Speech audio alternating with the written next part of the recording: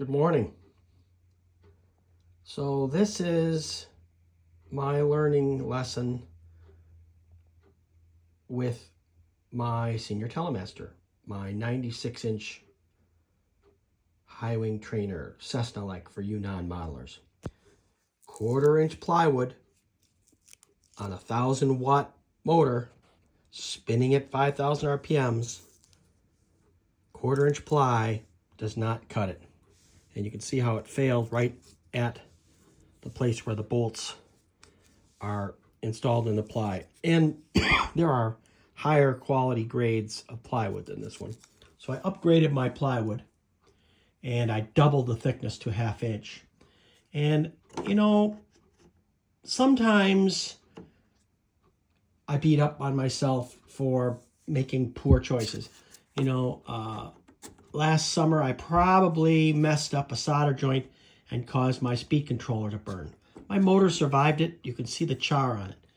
Poor solder joint. Rushed the development of a upgraded or changed setup.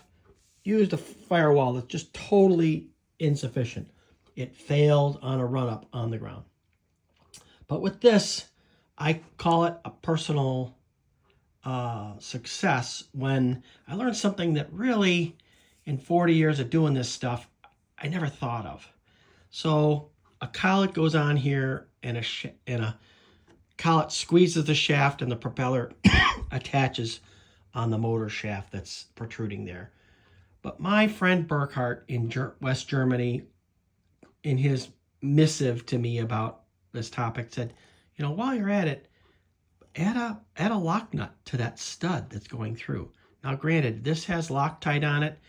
The star-shaped motor mount that attaches to the firewall, I won't wear you out going and showing you, but you know, Loctite is critical to these motor attachments.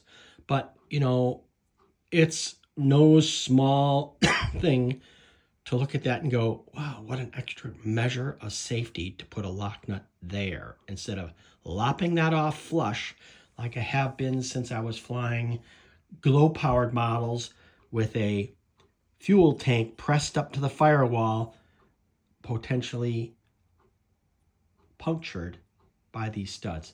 Not in this electric, not in this setup. So I thought that was a super suggestion by my pal from afar. This will get epoxied to my blocks here and the oak rails that were there from 2004 with the original glow engine.